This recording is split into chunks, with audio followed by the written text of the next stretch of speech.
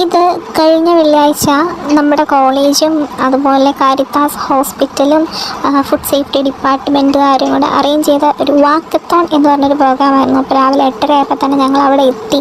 Caritas മാതയുടെ ഫ്രണ്ടിലായിരുന്നു നമുക്ക് flag host ചെയ്തിട്ട് കുറച്ച് ദൂരം നമ്മൾ നടന്നൊരു അവെയർനെസ് പോലെ കൊടുക്കാൻ വേണ്ടിയിട്ടായിരുന്നു. അപ്പം തുടങ്ങിയപ്പോൾ മഴയൊന്നുമില്ലായിരുന്നു. അപ്പോൾ കുറച്ച് കഴിഞ്ഞപ്പോഴത്തേക്കും ചെറുതായിട്ട് മഴയൊക്കെ തോളി.